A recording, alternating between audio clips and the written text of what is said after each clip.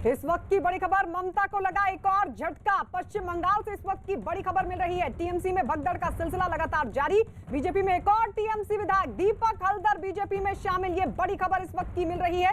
दीपक हल्दर ने बीजेपी का दामन थाम लिया। डायमंड हार्बर से एमएलए हैं दीपक हल्दर, जिनकी तरफ से भी बीजेपी का दामन थाम लिया गया है। लगातार भगदड़ का सिलसिला टीएमसी में। एक दिन पहले उन्होंने पार्टी से इस्तीफा दिया था और उन्होंने पार्टी के बड़े नेताओं पर भी जमकर बोला हमला। उन पर जनता के लिए काम नहीं करने देने का आरोप भी लगाते हुए उनकी तरफ से पार्टी को छोड़ दिया गया। और अब ये बड़ी जानकारी कि दीपक हल्दर ने बीजेपी का दामन थाम लिया। अभी हाल ही में आपको बता दें, पांच बड़े नेता टीएमसी के, जिसमें राजीव बनर्जी भी शामिल थे, वैशाली डालमिया थी, बीजेपी का दामन थामा अमित शाह से मुलाकात के बाद। और अब ये बड़ी जानकारी एक और विधायक टीएमसी का जो अब बीजेपी में शामिल हो गए हैं। आशिका हमारे सहयोगी जुड़ गए हैं ज्यादा जानकारी के साथ। आशिका, टीएमसी में कोई बचेगा क्या नहीं? क्योंकि अभी मुझे याद आता है बयान दिलीप घोष का भी कह रहे थे कि 50 के करीब ऐसे नेता हैं टीएमसी के जो मेरे संपर्क में हैं। 6 तो आ गए, यानी बाकी भी बचे, वो भी संपर्क में, उनके भी आने की उम्मीद? देखिए, बिल्कुल लगातार जो है वो बीजेपी के नेताओं का यही जो है दावा है कि कई टीएमसी के विधायक और मंत्री उनके संपर्क में हैं। और बारी बारी करके हमने देखा भी किस तरह से टीएमसी से निकल करके ये बड़े नाम जो हैं वो भी कई इसमें शामिल है जो बीजेपी में गए हैं। ऐसा माना जा रहा है कि गृह मंत्री अमित शाह जब अगली बार कोलकाता आएंगे, हो सकता है उस दौरे में भी कई चेहरे फिर ऐसे हों जो टीएमसी से बीजेपी में शामिल होंगे। हालांकि तृणमूल कांग्रेस का लगातार ये कहना है, हालांकि ममता बनर्जी भी कह चुकी हैं कि जिसे भी जाना हो वो जा सकता है और अभी भी ट्रेन छूटी नहीं है।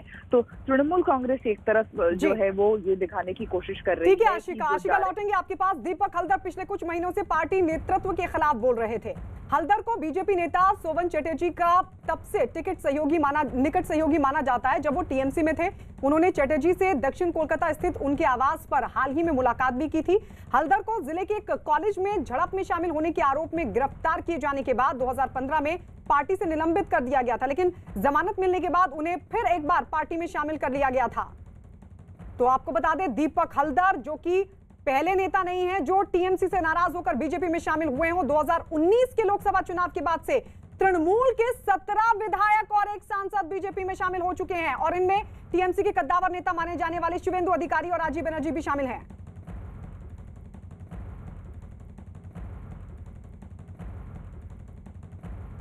और आइए बढ़ते हैं आगे। राम मंदिर के मुद्दे पर बीजेपी और कांग्रेस में एक बार फिर सियासी घमासान तेज हो गया है, लेकिन इस बार टकराव का मुद्दा राम मंदिर के लिए चंदा है। पूर्व केंद्रीय मंत्री और मध्य प्रदेश के झाबुआ से कांग्रेस के विधायक कांतिलाल भूरिया ने राम मंदिर के चंदे पर बीजेपी को घेरने की कोशिश की, लेकिन इस कोशिश में वो विवादास्पद बयान दे बैठे। उन्होंने कहा कि बीजेपी के लोग राम मंदिर के नाम पर चंदा इकट्ठा करते हैं और शाम को उसी पैसे से शराब पी जाते हैं। कांतिलाल भूरिया का दावा है कि राम मंदिर बनाने के लिए हजारों करोड़ों रुपए इकट्ठा किए गए, लेकिन अब तक उनका हिसाब नहीं दिया गया। तो कांतिलाल भूरिया की तरफ से, जो कि झाबुआ से कांग्रेस के विधायक है, उनकी तरफ से यह विवादास्पद बयान दिया गया जिसमें उनका आरोप है कि चंदे के पैसे से बीजेपी के लोग शाम को शराब पी जाते हैं। वो ये भी कह रहे हैं कि हजारों करोड़ का चंदा अभी तक इकट्ठा किया जा चुका है राम मंदिर के नाम पर, लेकिन उसका कोई हिसाब नहीं दिया गया।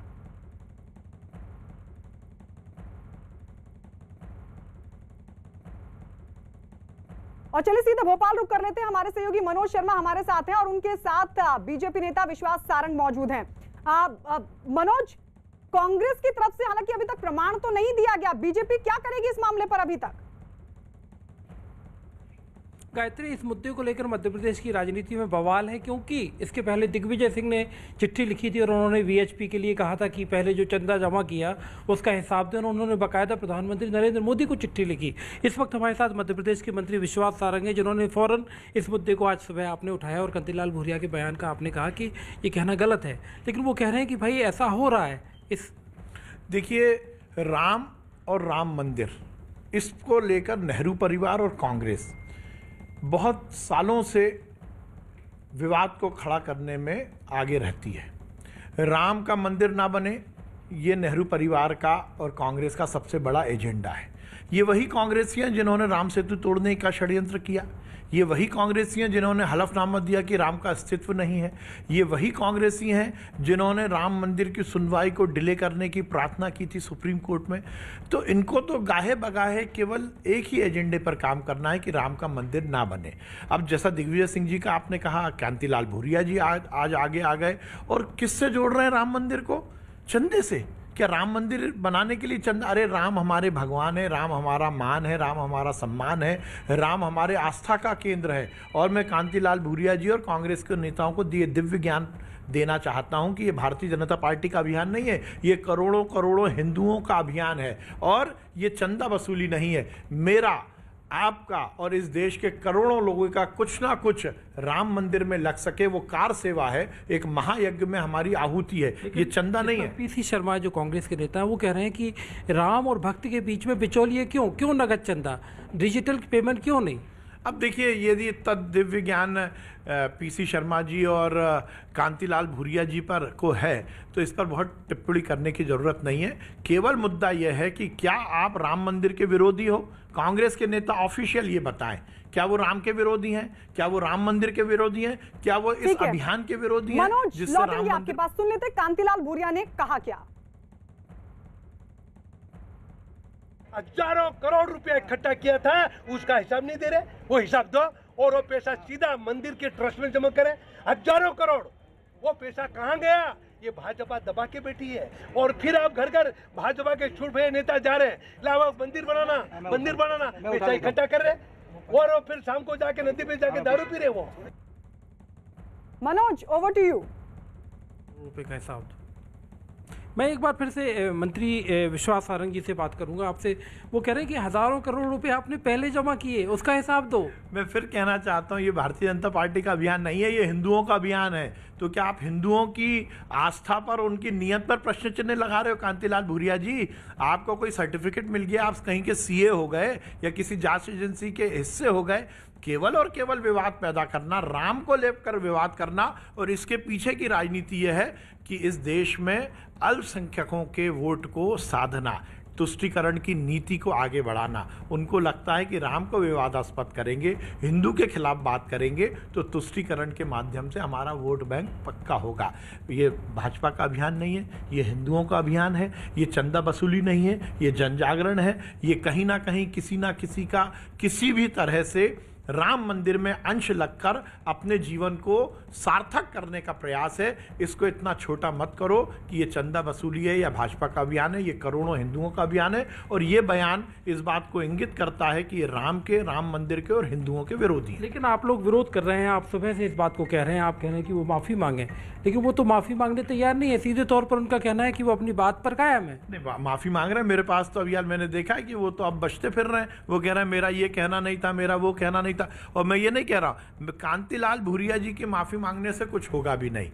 कांग्रेस को ये बात स्पष्ट करनी पड़ेगी कि उनका पूर्व केंद्रीय मंत्री, 4-5 बार का सांसद, वर्तमान में विधायक, एक बड़ा नेता जो प्रदेश का अध्यक्ष रहा है, वो यदि राम पर छीटा कसी करते हैं, यदि वो राम मंदिर पर कहीं ना कहीं अनर्गल और बिलो द बेल्ट बयान देते हैं, तो क्या ये कांग्रेस का अधिकृत बयान है? यदि कांग्रेस का अधिकृत बयान नहीं है तो कांतिलाल भूरिया जी को कांग्रेस से निकाल देना चाहिए। क्योंकि कांग्रेस ने तो अपने चुनाव अभियान की शुरुआत मध्य प्रदेश में राहुल गांधी जो थे चित्रकूट गए थे, राम गमन पथ की बातें हुई थी।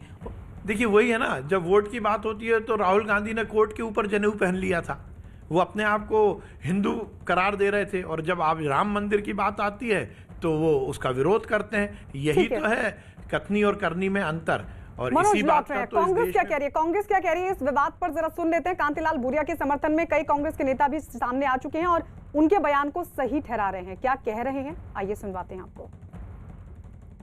पूरा देश ये उम्मीद करता है कि उस चंदे का सही इस्तेमाल होगा। चंदे का गलत इस्तेमाल होगा तो निश्चित तौर से उस पर सवालिया निशान उठेंगे। वो न सिर्फ ये कि देश के लोगों की, करोड़ों लोगों की जो आस्था है वो टूटेगी, बल्कि भारतीय जनता पार्टी न सिर्फ राजनीति कर रही है, बल्कि अगर पैसे का गलत इस्तेमाल करती है तो उस पे दूसरे इल्ज़ाम भी लगेंगे। पहले भी बहुत बड़े पैमाने पर इन्होंने पैसा इकट्ठा किया था, लेकिन वो पैसा कहाँ गया उसका आज तक हिसाब नहीं दिया। इसके बाद घर घर जाकर अब पैसा इकट्ठा कर रहे हैं। इनको किसने अथराइज किया है, इसका मतलब साफ है कि ये पैसे का दुरुपयोग होगा। भूरिया जी अपनी जगह पर सही बोल रहे हैं। मनोज, विश्वास सारंग कह रहे हैं कि माफी मांग रहे हैं कांग्रेस के नेता कांतिलाल भूरिया के बयान पर, लेकिन ये तो कांग्रेस के बड़े नेता समर्थन में है।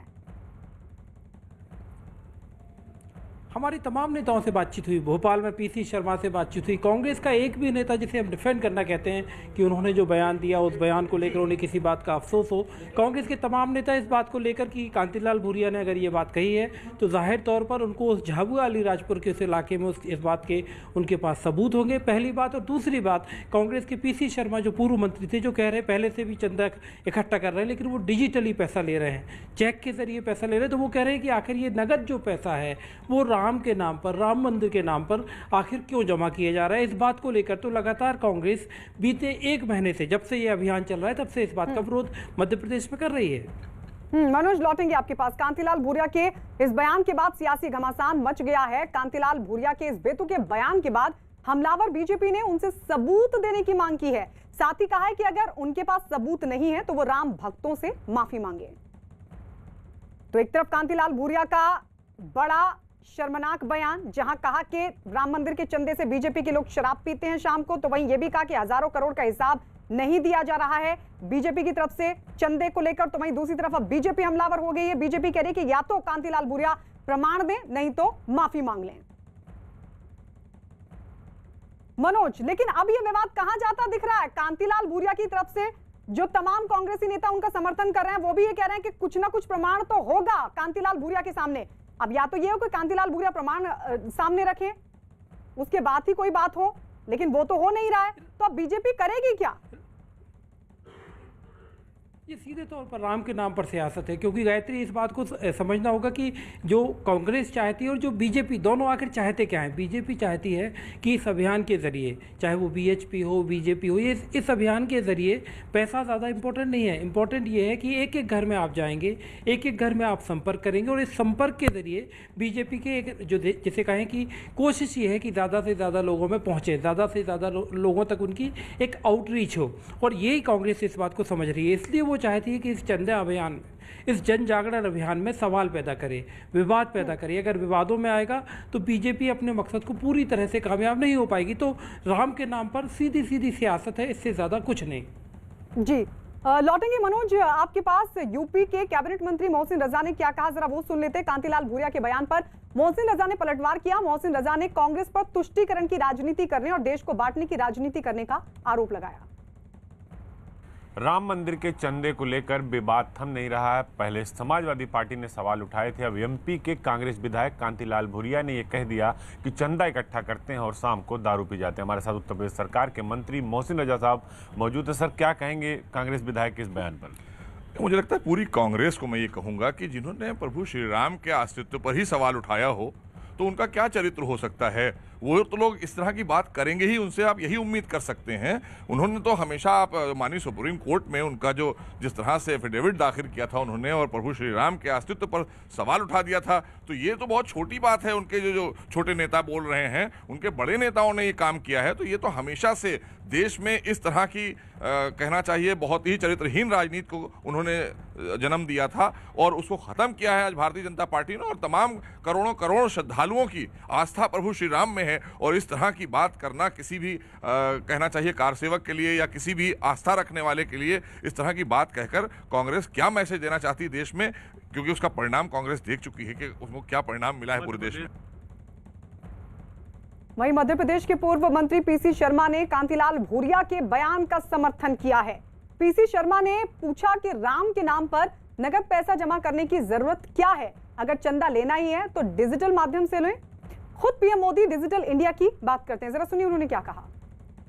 पूर्व केंद्रीय मंत्री कांग्रेस नेता कांतिलाल भूरिया का बयान कि राम के नाम पर चंदा और शराब पीते हैं बीजेपी के लोग। और इस वक्त हमारे साथ हैं पीसी शर्मा, जो कि मध्य प्रदेश के पूर्व मंत्री हैं। सर, इस तरह से मतलब बयान देना आपकी पार्टी का स्टैंड है? कांतिलाल भूरिया जी केंद्रीय मंत्री रहे, वरिष्ठ नेता हैं, कांग्रेस अध्यक्ष रहे। कहीं कहीं उन्होंने झाबुआ में इस चीज़ को देखा होगा, और उनके पास इस तरह की इन्फॉर्मेशन आई होगी, इसलिए उन्होंने बात की। लेकिन भगवान राम और भक्त के बीच में बिचौलिया क्यों? बजट जो है वो डिजिटल आया कल। मोदी जी कहते हैं कि हर चीज़ डिजिटल होना चाहिए। तो जब हर चीज़ डिजिटल हो रही है तो फिर इसमें डिजिटल क्यों नहीं? क्यों पेटीएम नहीं? क्यों बैंक अकाउंट में जमा नहीं हो? बैंक अकाउंट उन्होंने दे रखे हैं राम जन्मभूमि ट्रस्ट ने, और राम जन्मभूमि ट्रस्ट के जो पहले सीताराम जी करके इसके वो थे सदस्य ट्रस्ट के, निर्मोही अखाड़ा के, उनने चार्ज लगाया कि 1400 करोड़ रुपए का चंदा ये लोग खा गए। तो वो उसका हिसाब दिया नहीं आज तक। भगवान राम का अपमान तो ये लोग कर रहे हैं। ये जय जय श्री राम करते हैं, ये सीता जी को भूलते हैं। हम कहते हैं जय जय सिया राम। अपमान तो ये करते हैं, ये है लंकावासी, हम लोग हैं अयोध्यावासी। मध्य प्रदेश के प्रोटेम स्पीकर और बीजेपी के विधायक रामेश्वर शर्मा ने कांतिलाल भूरिया से सवाल किया कि वो बताएं कि फिर दिग्विजय सिंह ने राम मंदिर के लिए चंदा क्यों दिया। भूरिया जी, हो सकता है सोनिया जी राम को ना समझें, पर आप दिग्विजय सिंह जी से समझ लो कि उनने किस आधार पर चंदा दिया। और राम जन्मभूमि के लिए चंदा नहीं, बल्कि हिंदू अपने तन मन धन से, और तो और छोड़ो, भिखारी जो दिन भर भीख मांगता है, उसने भी अपनी भीख में से निकाली हुई राशि को भगवान राम के भव्य मंदिर निर्माण के लिए दिया है। इसलिए श्रद्धेय कांतिलाल भूरिया जी और आपके जितने भी शिष्य हैं, उनको हमारी करबद्ध प्रार्थना है कि राम के प्रति आपकी आस्था हो तो दो, कोई दबाव से नहीं ना आपसे ले रहा ना आपसे मांग रहा। राम और जो आपको राशि दे रहे हैं वो श्री राम जन्मभूमि तीर्थ क्षेत्र न्यास है, उसमें राशि जमा होगी, उस पर कहीं किसी का कोई अधिकार नहीं है। मनोज, आप लगातार सुबह से बीजेपी के तमाम नेताओं से बातचीत करें। विश्वास सारंग जो कि मध्य प्रदेश के मिनिस्टर हैं, उनसे भी आपने बातचीत की। आपको क्या लग रहा है बीजेपी इस मामले पर अब क्या रुख इख्तियार करेगी, आगे किस तरीके से बढ़ेगी? क्योंकि हजारों करोड़ों लोग जिनकी आस्था भगवान राम में है, वो चंदा दे रही है। वहां तो एक गलत मैसेज जा रहा है, जिस तरीके का आरोप कांग्रेस की तरफ से लगातार लगाया जा रहा है, यानी एक गलत संदेश जाता हुआ दिख रहा है। इसको लेकर बीजेपी का स्टैंड क्या होगा, या सिर्फ बयानों के जरिए ही कांग्रेस पर पलटवार?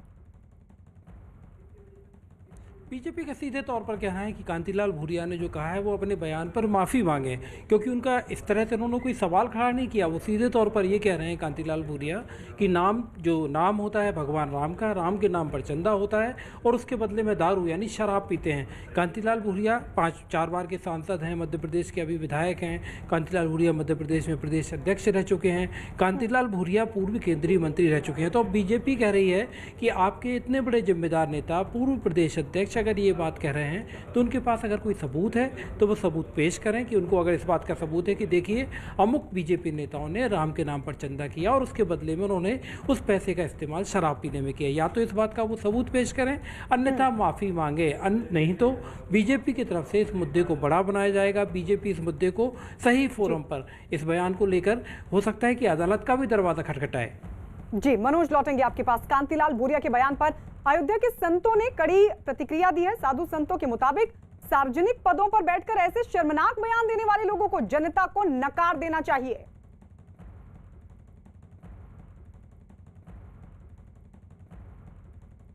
भूरिया का यह जो बयान है ये बेहद निंदनीय है, और इससे साफ सिद्ध होता है कि कांग्रेस पार्टी जो है देश को तोड़ने के लिए कोई कोर कसर नहीं छोड़ती है।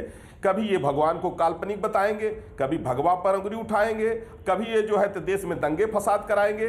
और कांग्रेसी नेता आए दिन आज तक जो है, जब से कांग्रेस नेहरू से खानदान से लेकर के आज तक कांग्रेस के द्वारा सिर्फ देश को तोड़ने की राजनीति हुई है। इनके अंदर देश को जोड़ने की, देश के विकास की आज तक कांग्रेस के द्वारा देश का कोई भला नहीं हुआ है। हम लोग अपेक्षा करते हैं, आशा करते हैं कि इस तरह की बयानबाजी लोग न करें।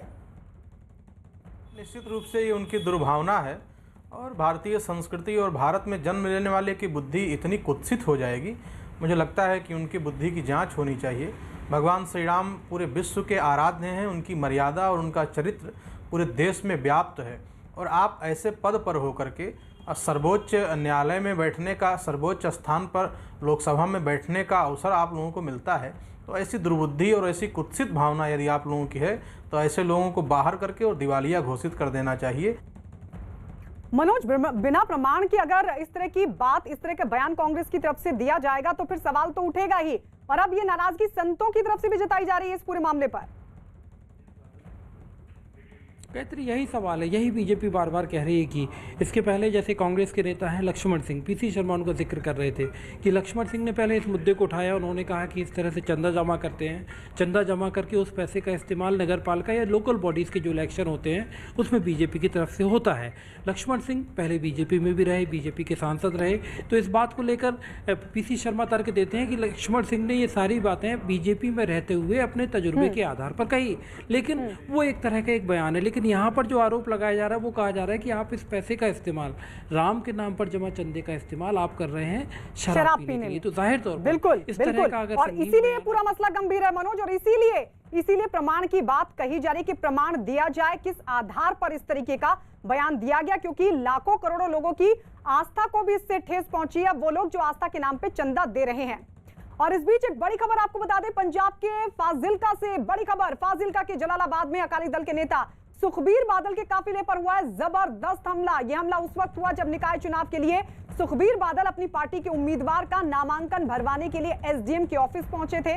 तस्वीरों में दिखाई दिया कि जैसे ही बादल की गाड़ी एसडीएम के दफ्तर में दाखिल हुई, भीड़ ने उनकी गाड़ी पर किया पथराव। दावा किया जा रहा है कि इस दौरान फायरिंग भी हुई, जिसमें शिरोमणि अकाली दल के 3 कार्यकर्ता भी जख्मी हो गए। न्यूज 18 से खास बातचीत में सुखबीर बादल ने आरोप लगाया है कि कांग्रेस के स्थानीय विधायक ने साजिश के तहत यह हमला करवाया है। सुखबीर बादल ने इस मामले में एसएसपी से कार्रवाई की मांग भी उठाई है, साथ ही चेतावनी दी है कि अगर कार्रवाई नहीं की गई तो वो वहीं पर धरने पर बैठे रहेंगे। सुखबीर बादल का आरोप है कि यह प्लान के तहत किया गया हमला था। सुखबीर बादल ने यह भी आरोप लगाया कि पुलिस ने भीड़ का साथ दिया। अलग अलग तस्वीरें इस हमले के दौरान की आपके सामने। तो तस्वीर हम आपको दिखा रहे हैं किस तरीके से सुखबीर बादल के काफिले पर जबरदस्त हमला हुआ। उनकी गाड़ी जैसे ही दाखिल हुई एसडीएम ऑफिस, वहां पर बड़ी संख्या में लोग मौजूद थे। सुखबीर बादल का आरोप है, न्यूज 18 इंडिया के साथ बातचीत में उन्होंने कहा कि ये हमला करने वाले लोग कांग्रेस के कार्यकर्ता थे और कांग्रेस के जो स्थानीय विधायक हैं उनके बेटे पर आरोप लगाते हुए कहा कि ये योजनाबद्ध तरीके से कांग्रेस ने हमला किया था। गाड़ी पर पथराव, बुलेट प्रूफ गाड़ी थी। सुखबीर सिंह बादल सुरक्षित, लेकिन उनकी गाड़ी को पहुंचा नुकसान। 3 कार्यकर्ता भी फायरिंग के बीच जख्मी हुए। गुंडागर्दी का नंगा नाच किया, यूपी तो गैंगस्टर बुला के ਅੱਜ ਇੱਥੇ ਨੋਮੀਨੇਸ਼ਨ ਪੇਪਰ ਭਰਾਉਣ ਆਏ ਸਾਂ ਸੁਖਬੀਰ ਸਿੰਘ ਬਾਦਲ ਦੀ ਗੱਡੀ ਤੇ ਹਮਲਾ ਕੀਤਾ ਗਿਆ ਔਰ 3 ਅਕਾਲੀ ਵਰਕਰਾਂ ਦੇ ਉੱਤੇ ਫਾਇਰਿੰਗ ਦੇ ਵਿੱਚ ਇੰਜਰਡ ਹੋਏ ਆ। ਉਹਨਾਂ ਨੇ ਸ਼ਰੇਆਮ ਸਿੱਧੀਆਂ ਗੋਲੀਆਂ ਜਿਹੜੀਆਂ ਅੱਜ ਅਕਾਲੀ ਦਲ ਦੇ ਵਰਕਰਾਂ ਦੇ ਉੱਤੇ ਮਾਰੀਆਂ। और इस वक्त हमारे सहयोगी पंजाब की मोहाली से आशी जुड़ चुकी हैं। आशुदीप, आपके पास इस पूरे मामले पर अभी क्या अपडेट? जी, सुखबीर बादल की गाड़ी पर हमला हुआ। कांग्रेस विधायक जिन पर इल्ज़ाम लगाया जा रहा है कि उनके बेटे ने योजनाबद्ध तरीके से ये करवाया, उनकी डायरेक्शंस के अंडर ये सारा अटैक हुआ। कांग्रेस विधायक रविंद्र आमला ने हालांकि कहा है कि फायरिंग अकाली दल की तरफ से शुरू की गई, उनकी तरफ से हमला किया गया। अगर वो फायरिंग ना करते, अगर वो अपने ये शब्द उनकी तरफ से आए कि अगर वो अपने गुंडों को लेकर ना आते तो इस तरह का कोई अटैक ना होता। पुलिस इस सारे मामले में असफल रही, ये कांग्रेस विधायक का कहना है। दूसरी तरफ अकाली दल की तरफ से इल्ज़ाम लगाया जा रहा है कि कांग्रेस की तरफ से योजनाबद्ध तरीके से जो एमसी इलेक्शंस होने हैं उसके नॉमिनेशंस भरवाने नहीं दिए जा रहे। कई जगह देखने में आया कि जो नॉमिनेशन पेपर्स हैं वो फाड़े जा रहे थे, इसलिए सुखबीर बादल खुद जो कैंडिडेट्स हैं उनके नॉमिनेशंस भरवाने जलालाबाद पहुंचे थे। और जहां पर हमने अगर विजुअल्स भी आपने देखे हों तो उनकी गाड़ी पर स्टोन पेल्टिंग होती नज़र आ रही है और क्लेम किया जा रहा है कि फायरिंग हुई है और 3 लोग घायल भी बताए जा रहे हैं। और सुखबीर बादल अपने साथियों के साथ वहाँ पर धरने पर भी बैठे हैं और जब तक नामांकन पत्र दाखिल नहीं होंगे उनका कहना है कि वो वहाँ से नहीं हटेंगे। इस बीच अकाली दल के जो स्पोक्स पर्सन है डॉक्टर दलजीत सिंह चीमा, उनका भी बयान आया है और कैप्टन अमरिंदर सिंह जो मुख्यमंत्री हैं पंजाब के, उनके इस्तीफे की मांग भी की जा रही है। उनके इस्तीफे की मांग की जा रही है कि वो पूरी तरह से नाकाम है। यहाँ जो भी सिचुएशन बनी, ठीक है आशुदीप, लौटेंगे आपके पास। बुलेट प्रूफ गाड़ी होने की वजह से हमले में सुखबीर सिंह बादल को किसी तरह का नुकसान नहीं पहुंचा, वो पूरी तरीके से सुरक्षित हैं। आपसे कुछ देर पहले हमारे सहयोगी आनंद नरसिम्हन से बातचीत के दौरान सुखबीर बादल ने आरोप लगाया कि प्लान के तहत हमला किया गया था। सुखबीर बादल का आरोप है कि पुलिस ने भीड़ का साथ दिया। सुनिए क्या कहा। फजिल्का में क्या हुआ? आपकी गाड़ी और तस्वीरें हमें दिख रही हैं, जहां आपकी गाड़ी को डैमेज पहुंचा है वहां पथराव हो रहा है। मैं आज हमारे लोकल इलेक्शंस है, म्युनिसिपल कमेटी के इलेक्शन जिसकी नॉमिनेशन थी, कांग्रेस के गुंडों ने एमएलए आप लीड कर रहा था, उन्होंने नॉमिनेशन हमारे भरने नहीं देने प्लान बनाया था कि हम नॉमिनेशन भर ना सके। हम अपने नॉमिनेशन भरने गए थे, एसडीएम जहां भरना था उसके बाहर उन्होंने हमारे ऊपर हमला किया, गोली चलाई, मेरे ऊपर भी गोली चलाई, उन्होंने पथराव किया, हमारे 3 वर्कर को इंजर्ड हो गए हैं। और कल आम आदमी पार्टी के भी जब नॉमिनेशन फाइल करने, उनके ऊपर भी उन्होंने पथराव किया था और गोली चलाई। सो ये अपने पुलिस जो थी वो साथ में थी, उस पुलिस ने कोई एक्शन नहीं किया और ये सारा प्री प्लान्ड अटैक था मेरे ऊपर। तो आप कह रहे हैं कि स्थानीय एमएलए ने इसको, वो लीड कर रहे थे इसको? वो लीड कर रहे थे, पूरी वीडियोज, आपको वीडियोज भी भेज सकते हैं, जैसे एमएलए का बेटा एमएलए वो लीड कर रहे थे और उन्होंने जैसे हम नॉमिनेशन भरने के लिए गए वहीं उन्होंने अटैक शुरू कर दिया। ये आपकी गाड़ी पर भी पथराव हुआ है सुखबीर बादल? मेरी गाड़ी पे भी टकराव हुआ, ऊपर मेरे सामने उन्होंने गोली चलाई। और आपके कुछ कार्यकर्ताओं को चोट भी पहुंची है? हाँ, 3 कार्यकर्ताओं को गोली लगी है। गोली लगी। अभी आप कहाँ हैं? आप सुरक्षित हैं? आप कहाँ हैं? मैं सुरक्षित हूँ, मैं वही हूँ, मैं वही दफ्तर में, हम वहाँ खड़े हैं और हम हमारी नॉमिनेशन, हमने बोला कि हम तो जब तक हमारी नॉमिनेशन नहीं भरेंगे मैं नहीं जाऊंगा यहाँ से। तो अब वहाँ पर क्या कंट्रोल किया है पुलिस ने? क्योंकि मैंने देखा वहाँ कई सारे पुलिस पर्सनल भी थे, पुलिस कर्मी भी थे, लेकिन वो पुलिस पर्सनल ने कुछ नहीं किया, वो मेन स्पेक्टेटर थे, जान के वो पुलिस ही उनको आगे लेके आई थी। आप कह रहे हैं कि पुलिस ही उनको आगे लेके आई थी? क्योंकि इसमें कई सारे दिख रहे हैं युवक, अलग अलग लोग हैं जो कि पत्थर उठाकर एसडीएम की ऑफिस के अंदर फेंकने की कोशिश कर रहे हैं, पत्थर वही मैं बोल रहा हूँ, पुलिस उनको मेरी गाड़ी के बिल्कुल साथ, जहाँ एंट्रेंस हमने दफ्तर के अंदर जाना था नॉमिनेशन फाइल करने के लिए, वो उन्होंने गेट रोक लिया था और उनमें वहाँ उनके पथराव किया, पुलिस वहां से चली गई थी उसके बाद और हमारे वर्करों पे अटैक किया उन्होंने। तो क्या ये अभी भी घेर के खड़े हैं कि अब इनको हटा दिया गया है? अभी तो हमारे वर्कर आ गए हैं, हमने बोला पुलिस को कि हम नहीं जाएंगे जब तक हमारे नॉमिनेशन नहीं भरे जाएं। सो ये तो बात चल रही है। पर बादल साहब, ये ऐसा क्या हो गया? क्योंकि ये तो नगर निगम के चुनाव हैं, 14 जनवरी को होने वाले, 14 फरवरी को होने वाले हैं, ये तो फिर नॉमिनेशन प्रोसेस है, इसको इस तरह से डीरेल करने की कोशिश क्यों की जा रही है? ये जलालाबाद नहीं, आज कई और शहरों में से, हम फिरोजपुर सिटी, कई और जीरा, वही खबरें आ रही हैं, वहां भी इनको कांग्रेस के एमएलए वर्क हमें नॉमिनेशन, किसी पार्टी को नॉमिनेशन भरने नहीं दे रहे और अपनी पुलिस यूज कर रहे हैं, पुलिस फोर्स, और हमारे वर्कर के अटैक कर रहे हैं। पर क्या आपके जो लोग हैं उन्होंने आइडेंटिफाई किया कि गोलियां किसने चलाई? और मैं आइडेंटिफाई, एमएलए लीड कर रहा है, उसके सामने आप उसको देखोगे, वीडियो देख लोगे, आपको मालूम ही चल जाएगा। हाँ जी, ऐसा लग तो रहा है कि कुछ लोग हैं जो उसको कोऑर्डिनेट कर रहे हैं। एक व्यक्ति हैं जो कि पटका उन्होंने पर्पल कलर का बांधा है, जो के लोगों को कह रहे हैं आगे आओ। ये अभी तस्वीरें हमारे सामने आई हैं जहाँ पे वो कह रहे हैं लोगों को आगे आओ, पत्थर फेंको। तो क्या आप इस पर क्रिमिनल केस करेंगे? आप इसको हमने कभी हमने मैं एसएसपी को बोला कि क्रिमिनल केस करें, अगर वो नहीं करेंगे हम फिर तो वहां धरना देंगे। तो लेकिन आपकी नॉमिनेशन प्रोसेस हुई है कि अभी भी वो रुकी हुई है? अभी बीच में है, हम बैठे हैं, जब तक नॉमिनेशन नहीं होगी हम यहाँ से नहीं जाएंगे। जी, आप गाड़ी में थे जब गाड़ी में आप गाड़ी में उतर के गाड़ी में थे? मैं गाड़ी में था। आपको चोट तो नहीं लगी? नहीं, ठीक हूँ मैं जी। और आपके जो कार्यकर्ता हैं जिनको बुलेट वुंड्स हुए हैं उनको अस्पताल ले गए? उसको अस्पताल ले गए हैं, वहाँ भी अस्पताल आप देखो, जो एमएलए के गुंडे हैं वो अस्पताल पहुंच गए हैं, वहाँ उनको गालियां दे रहे हैं अस्पताल में। ऐसी हालात बनाई है इन्होंने, कांग्रेस ने। तो आपको लगता है इस पर एक्शन होना चाहिए? कैप्टन अमरिंदर सिंह को कैप्टन अमरिंदर सिंह को एक्शन करिए। ये सारा प्लान, क्योंकि कांग्रेस की पोजीशन पंजाब में बहुत बुरी हो गई है और फ्रस्ट्रेशन इतनी आ गई है, वो चाहते हैं कि ये म्युनिसिपल कमेटी के इलेक्शन है जो 100 टाउन्स में है, इसको हम दूसरों को फाइल मत नहीं करने देंगे और हम ऐसे यूनानिमस शो करेंगे सब हम जीत गए हैं। तो सुखबीर बादल का कांग्रेस पर आरोप, अर्शदीप बता रही है हमारी सहयोगी कि कांग्रेस अकाली दल पर ही आरोप लगा रही है, ये कहते हुए कि फायरिंग अकाली दल की तरफ से हुई थी। लेकिन एसएसपी से कार्रवाई की मांग कर रहे थे अर्शदीप सुखबीर बादल। उन्होंने कहा कि एसएसपी से हम कार्रवाई की मांग करते हैं, साथ ही वो ये भी कह रहे थे कि जब तक नॉमिनेशन फाइल नहीं होता हम यहां से नहीं हटेंगे। क्या कोई कार्रवाई एसएसपी की तरफ से इस मामले पर, या कोई आश्वासन? और दूसरा, क्या नॉमिनेशन फाइल कर पाए अकाली दल के नेता या फिर नहीं? जी, अभी तक जो हमारे पास जानकारी है वहीं पर धरना लगा हुआ है। सुखबीर बादल अपने वर्कर्स के साथ वहीं पर धरना लगाए बैठे हैं। वहाँ पर स्पीचेस भी दी जा रही थी कि किस तरीके से गुंडागर्दी कांग्रेस की तरफ से की जा रही है, और ये भी उन स्पीचेस में बोला गया कि कांग्रेस विधायक के बेटे कोऑर्डिनेट करते नजर आए, जो जैसे कहा जा रहा है कि योजनाबद्ध तरीके से उन पर हमला हुआ। लेकिन कांग्रेस के वर्कर्स, कांग्रेस के विधायक ने उन पर ये इल्ज़ाम लगाया है कि फायरिंग उनकी अकाली दल की तरफ से शुरू किया गया। पुलिस इस मामले की जाँच ज़रूर कर रही है। इस बीच अकाली दल की तरफ से हाई लेवल जुडिशियल इंक्वायरी की मांग की गई है और कैप्टन अमरिंदर सिंह के इस्तीफे की मांग की गई है। और दूसरा, सुखबीर बादल ने भी ये मेंशन किया कि अलग अलग जगहों पर जो अलग अलग पार्टियां हैं उनके नॉमिनेशन भरने नहीं दिया जा रहा कांग्रेस की तरफ से। अलग अलग ज़िलों में आम आदमी पार्टी ने भी इस तरीके के इल्ज़ाम लगाए हैं कि नॉमिनेशन पेपर्स ही फाड़ दिए जा रहे हैं कांग्रेस के वर्कर्स की तरफ से। तो इस तरीके की जो इल्ज़ाम है वो लगते नजर आ रहे हैं। लेकिन यानी अगर आम आदमी पार्टी की तरफ से भी इस तरह के इल्ज़ाम लग रहे हैं प्रशासन पर, कांग्रेस पर, तब तो ये मसला और भी ज्यादा गंभीर हो जाता है, क्योंकि इसी तरह के आरोप आज सुखबीर बादल ने हमले के बाद लगाए। लौटेंगे अर्शदीप आपके पास। उधर मौके पर पहुंचे जलालाबाद के एसएसपी ने कहा कि मामले की जांच की जा रही है, जो भी दोषी पाया जाएगा उसके खिलाफ सख्त कार्रवाई होगी। कानून किसी को भी हाथ में लेने की इजाजत नहीं है। मैं ਤੁਹਾਨੂੰ कहता कि मैं हले ਇੱਥੇ ਪਹੁੰਚਿਆ ਹੀ ਹਾਂ, ਜਿਹੜਾ ਵੀ ਕਸੂਰਵਾਰ ਹੋਏਗਾ ਉਹ ਤੇ ਕਾਨੂੰਨੀ ਕਾਰਵਾਈ ਅਸੀਂ ਕਰਾਂਗੇ। ਸਾਨੂੰ ਇੱਕ ਵਾਰੀ ਵੈਰੀਫਾਈ ਕਰਨਾ।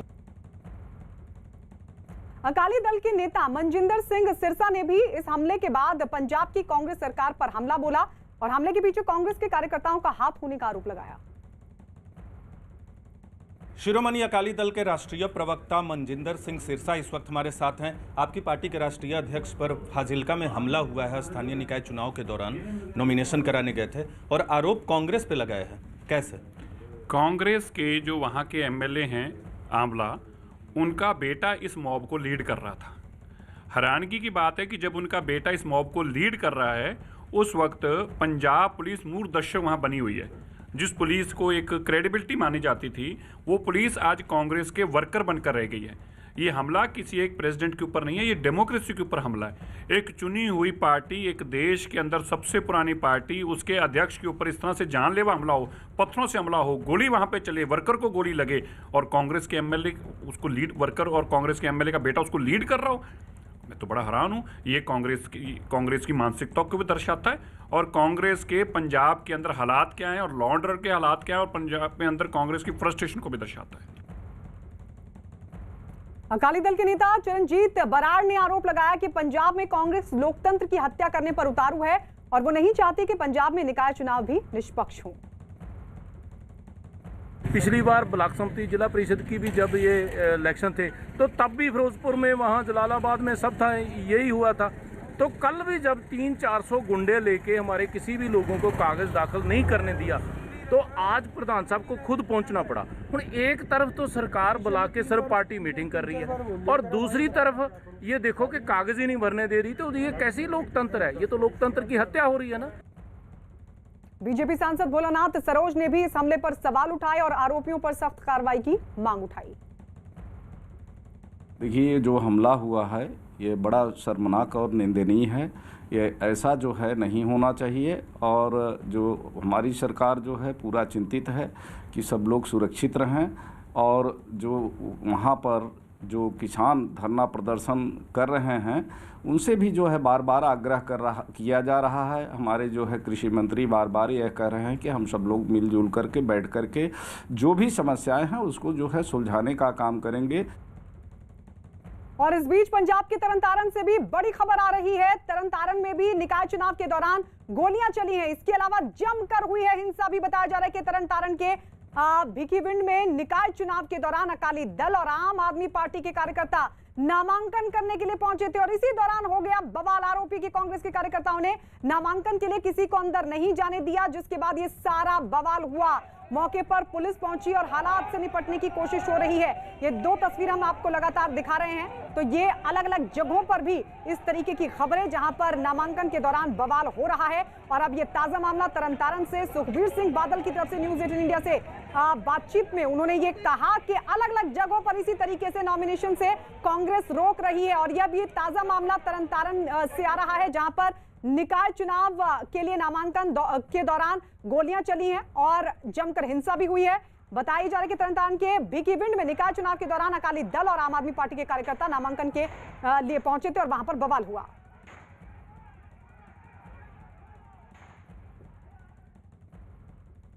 और अब बात बिग बॉस के घर होने वाले आज के धमाल की। आज कौन किसके खिलाफ रच रहा है साजिश, आज कौन किस पर पड़ेगा भारी। बिग बॉस के घर की हर हलचल सोमवार से शुक्रवार रात 10:30 बजे और शनिवार रविवार रात 9 बजे आप देख सकते हैं कलर्स चैनल पर।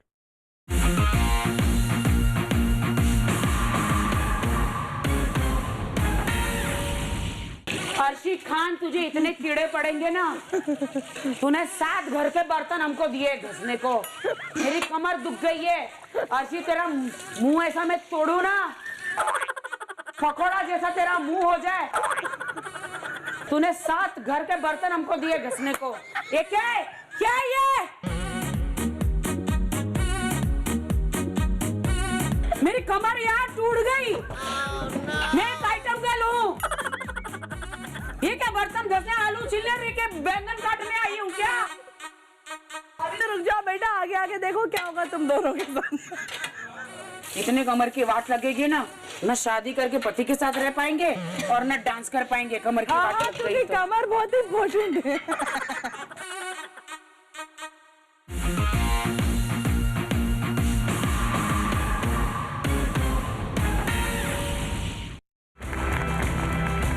नमस्कार, आज हमारे साथ हैं the drumming sensation from Chennai 14 साल के स्टीवन सैमुअल। 11 साल की उम्र में ही इन्होंने लंदन के प्रसिद्ध ट्रिनिटी कॉलेज के ग्रेड 8 ड्रमिंग म्यूजिक एग्जाम को पास किया और बन गए ऐसा करने वाले दुनिया के सबसे छोटे यानी कम उम्र के musician. Hi, I'm Steven Samuel. I'm a musician. I play many percussive instruments like cajon, darbuka, mridangam, tabla, but I'm specialized in drums. My dream is to get a Grammy Award.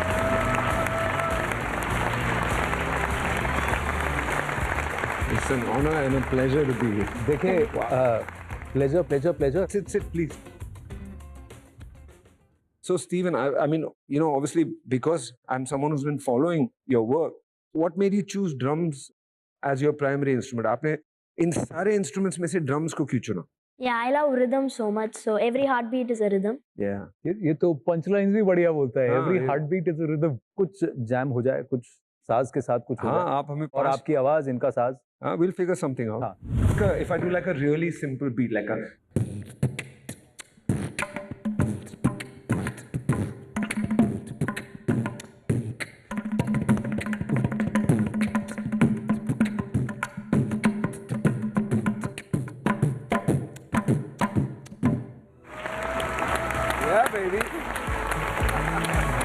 बहुत मजा आया आप लोगों के साथ बात करते हुए, आपकी बातें सुनकर। लेकिन अब वक्त हो चला है स्टीवन सैमुअल के कमाल को देखने का ड्रम्स पर। Yeah, can't wait.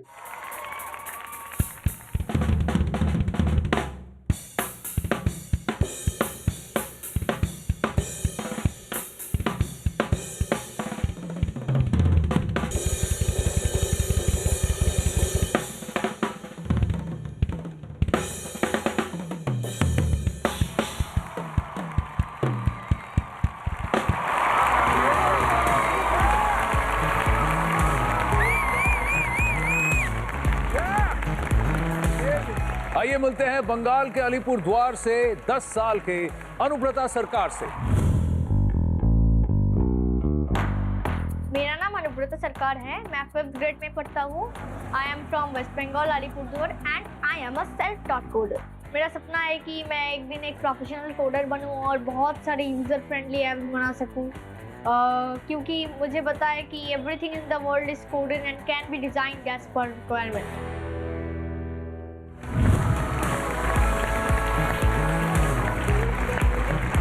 Elbow greeting. आइए बैठिए। Welcome to Byju's young genius. 9 apps Google Play Store पे इनके ऑलरेडी अप्रूव हो चुके हैं। वाला है। एक और आने वाला है, तो 10 on 10 हो गए ये तो। अब आप हमारे दर्शकों को बताइए कि आपका एक ऐप जो कि आप दिखाना चाहते हैं। Sir, police alert. सो यहाँ पे 3 सेकंड में स्क्रीन पे नेविगेट होगा। हाँ। तो टिप्स देता हो कि keep the location on for better sensing and automatic message. You हाँ। Can call police from here. There are panic buttons, alarm on and alarm off. So you can message police from here. You have to fill this empty boxes and you can message police, and one more feature, that is automatic message to police. If you click on this button, so you don't need to fill these boxes. It will automatically sense your location and it will send to police.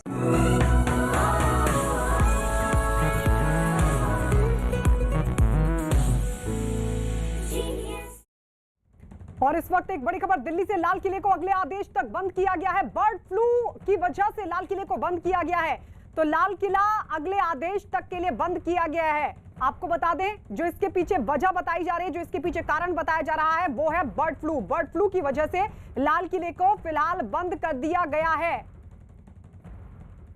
आनंद तिवारी हमारे सहयोगी जुड़ गए हैं ज्यादा जानकारी के साथ। क्या यही कारण आनंद, जो लाल किले को बंद किया गया है, बर्ड फ्लू? जी देखिए, प्रशासन की तरफ से जो ऑर्डर आए हैं और जिस ऑर्डर की कॉपी को अगर आप देखें तो उसमें सीधे तौर पर ये मेंशन किया गया है कि बर्ड फ्लू के चलते अनिश्चित काल के लिए जो लाल किला है उसे बंद कर दिया गया है। लेकिन इसके दो मायने निकाल सकते हैं कि जिस तरह से 26 जनवरी के दिन लाल किले पर हिंसा हुई थी, जमकर तोड़फोड़ हुई थी और कई जो पुरातत्व से जुड़ी चीजें थी उनको नुकसान पहुंचाया गया था, तो हो सकता है कि बर्ड फ्लू के साथ साथ उन तमाम चीजों का रखरखाव या उन्हें फिर से एक तरीके से रिस्ट्रक्चर करने के लिए ये ऑर्डर जो है प्रशासन की तरफ से लिए गए हैं। जो जानकारी मिल रही है कि अब अगले आदेश का इंतजार करना होगा। लाल किला जो भी लोग घूमने आते थे और उनको अब अगले आदेश का इंतजार करना पड़ेगा कि उसके बाद ही जो रेड फोर्ट है वो आम लोगों के लिए खुल पाएगा, क्योंकि लगातार वहां पर फोरेंसिक टीम भी विजिट कर रही है, क्राइम ब्रांच की टीम भी विजिट कर रही है, कई एविडेंस है जो वहां से कलेक्ट किए जा रहे हैं। तो कुल मिलाकर हो सकता है कि जिस तरह से ऑर्डर में बर्ड फ्लू को मेंशन किया गया, लेकिन उसके ये मायने भी निकाले जा सकते हैं भी, लेकिन फिलहाल वजह बर्ड फ्लू, जिसकी वजह से अगले आदेश तक लाल किले को बंद किया गया है।